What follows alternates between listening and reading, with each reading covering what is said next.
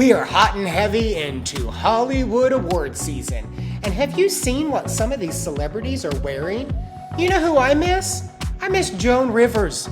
I can just hear her now screaming, "I see your ugly dress from hell." All I know is that it's time to go on the edge.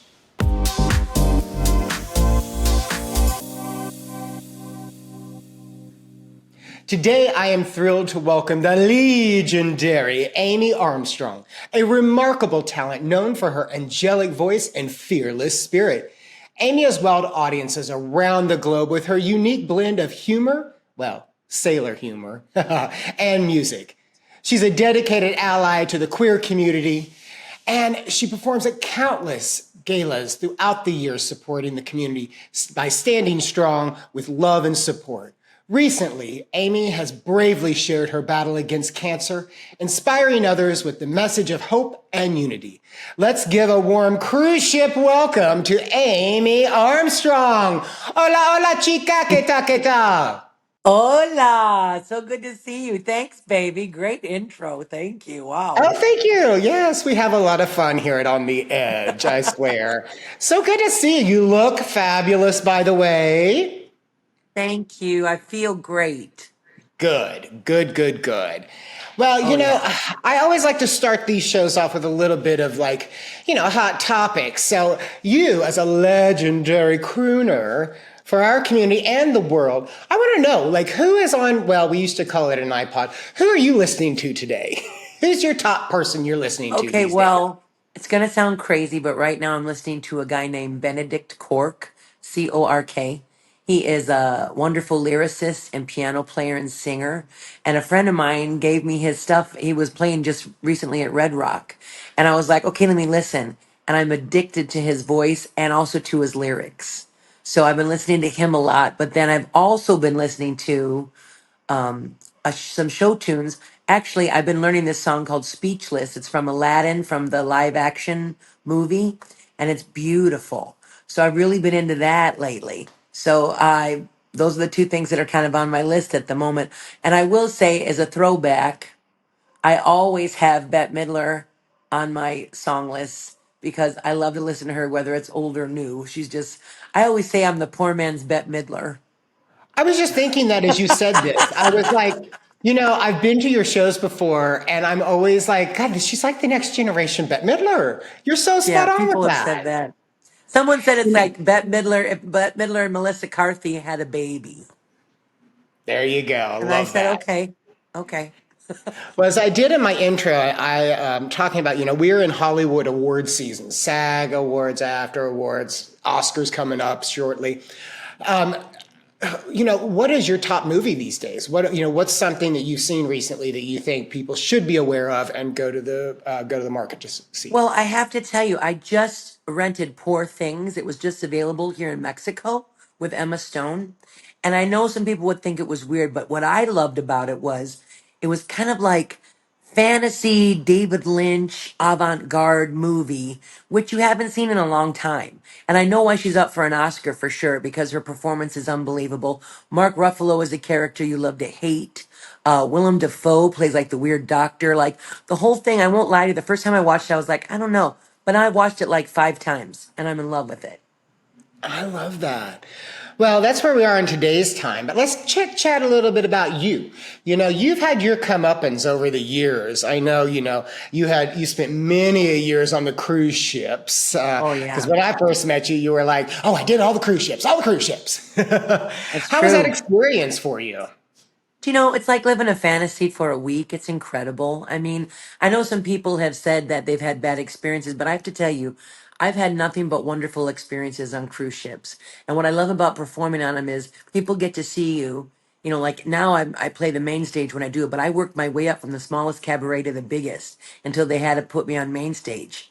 You know, with like different performers, like I've met Cheetah Rivera and Debbie Reynolds and Taylor Dane, and I hung out with Lorna Luft. I mean, like, I know it's like, oh, let's throw some more names out there, but you do meet wonderful people.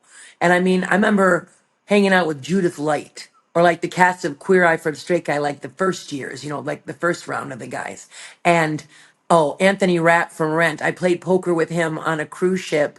And when I won, I was like, rent, rent, rent, rent. I'm taking your rent. And he's like, bitch. I mean, it was just funny, like to meet all these different performers and also to get to perform in front of usually a couple thousand people at once. It was unbelievable. And because of that, I've seen over 40 countries and I've traveled the world because of my music. And I tell people now that work with me here in Mexico or different up and coming performers, you can travel the world. You can have an incredible life just by being good at music and sharing that with others. So that was But pretty incredible.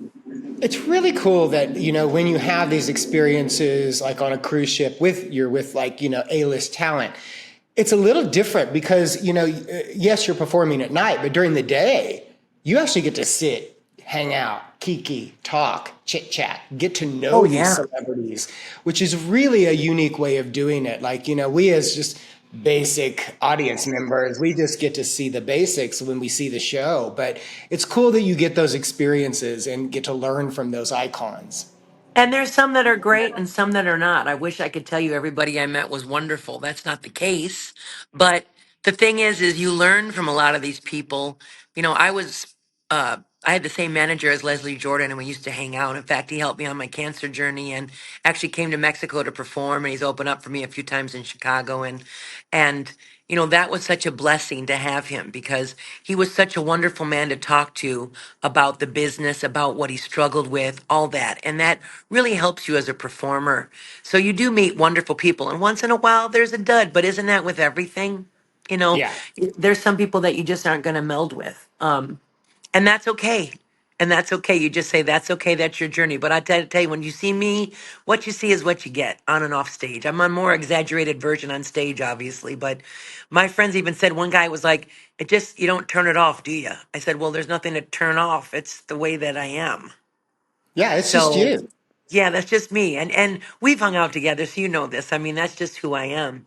But I was so blessed to be able to do that. And I'm starting to work on cruise ships again recently. So I'm very excited about that because really, if you've never experienced it, you really should try one because no matter what line you're on, no matter where you're going, it's a wonderful adventure for a week. And you can leave your suitcase in one place. Yes. That's nice.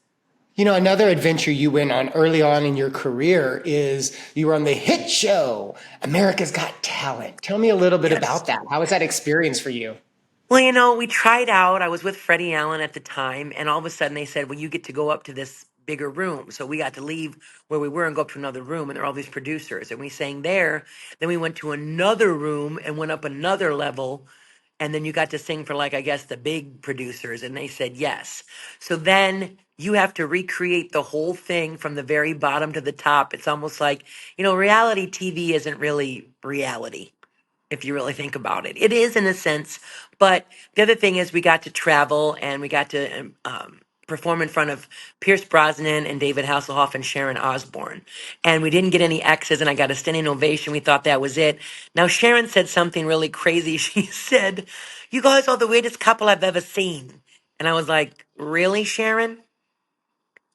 And I think because I said that and the audience laughed, she didn't like it.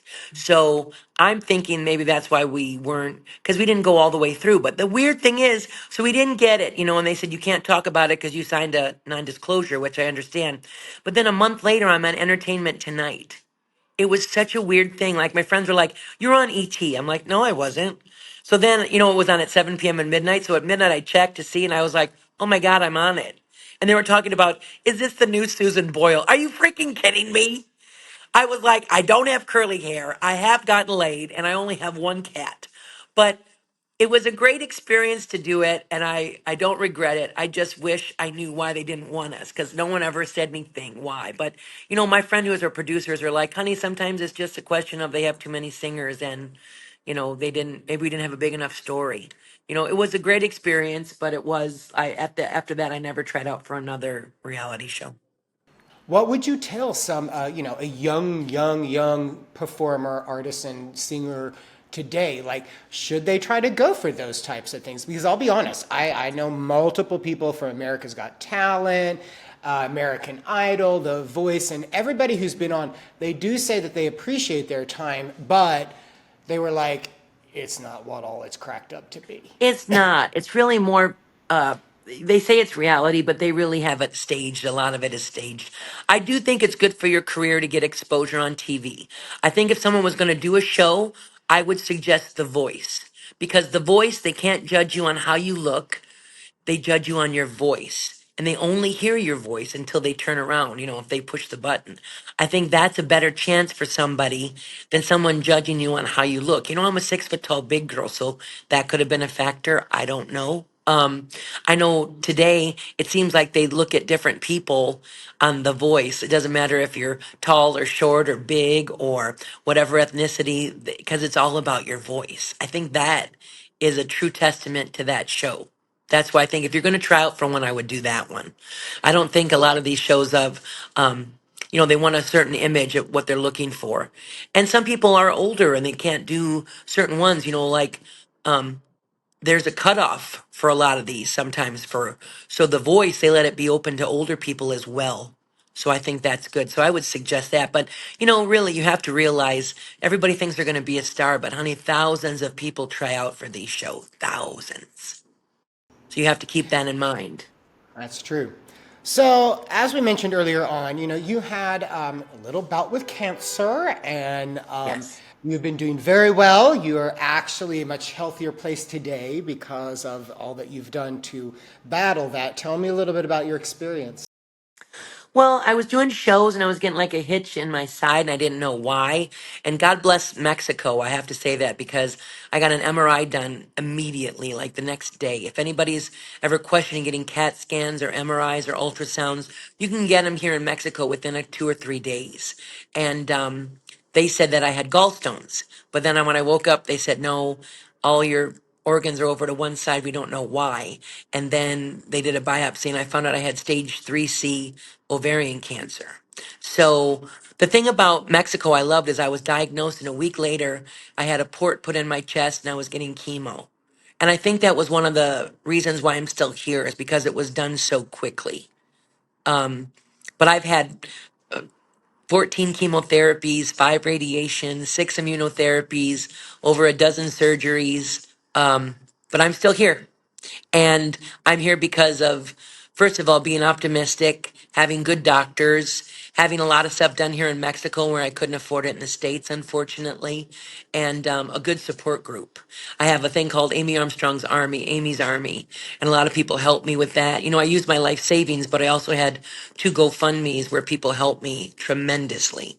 And if anybody's worried about running out of money because of cancer or whatever kind of disease you're going through, come to Puerto Vallarta and have tests done and have stuff done, because I really believe in the medical community here. Well, that's what I was going to ask. Let's say a young person today is just being diagnosed and finding out, which it can be so devastating. What words of advice would you give them? I would say definitely try to keep positive. I know that's hard to do when you've been, but everybody has something. You have to realize that. And you just have to see, what can I do to, stop it? How can I change my lifestyle? 5 years ago, I was 420 pounds and I'm like 240 now. So I changed my lifestyle. I quit drinking. I did a lot of stuff that would help me on this journey. But I also stayed positive even when there were times you didn't want to. I lost my hair twice and it's such a vanity thing, but it was terrible. Thank God for gay men. You guys got me wigs. You brought me scarves. You did a lot of stuff to help me out. This was funny. Leslie Jordan, I said, I'm scared to go on stage because I'm bald. He goes, just get big eyelashes and earrings and no one will notice. And it's true. I think people still accept you for who you are. And really, when you get through something like this, you realize that you're stronger than you think you are. You have a couple of really amazing projects coming up. Tell me a little bit. I think one's about a gala event you have coming up and a new cruise. Yes. So on March 23rd, I'm actually going to be in Fort Lauderdale at the Sunshine Cathedral. They do big shows all the time. And what I love is they're LGBTQ friendly. And the reason why they do a lot of these concerts at night is it's to help the LGBTQ homeless youth. So I've been there, Miss Richfield, Varla Jean Merman, a lot of big names have performed at this. And then this is my second time performing there. You can still get tickets. It's March 23rd in Fort Lauderdale. And then October 11th to the 16th, I'm doing a cruise on Virgin Voyages Valiant Lady. And that's open to everybody. They don't care if you're gay, straight, bi, trans. They just, what I love is even on the bathrooms, it says, whatever. You know, and I think isn't that great? Like it shouldn't matter. And I've been on the Scarlet Lady, but this is my first time on the Valiant Lady, and I'm excited. It's a 5 day cruise, and they give you it's an all adult cruise too, which I think is a selling point for me, as well as a lot of people I know that are around my age. It's 5 days. You go to the Dominican Republic, you go to Bimini, which is in the Bahamas on their private island, and it's very fun. You can stay casual the whole time. They do have one night called Scarlet Night where everybody dresses in red. So that's kind of sexy. I like that. But I'm really looking forward to that. We're going to have a good time on that I ship. love it. Oh, I love it. I love it. Well, if you guys want to find out more about Amy Armstrong, the diva upon all divas, you can always check her out on her TikTok, which she does these funny little skits every day, which I love. And her TikTok handle is actually Bacon Diva 71, because girl That's loves the right. bacon. 'Cause I You know love you me love the some bacon. bacon. And if you want to come to PV and you don't know the word for bacon, it's tocino. Tostino, Tostino. Tocino. You can also check her out on Instagram at Amy the Diva Armstrong. That's right. And if you want to check out where all she's performing coming up and into the future, be sure to check out her website, amythedivaarmstrong.com. I hope I got those right, correct? You did. You were awesome. That was awesome. Awesome. Amy, thank you so much for coming on The Edge. And for you, my audience, please subscribe to our channel on YouTube at Edge Media Network and check us out on all our social media handles, again, Edge Media Network. And every day we have pressing entertainment and news stories on our website, edgemedianetwork.com. We'll see you next time on the program. Thanks so much. Thank you.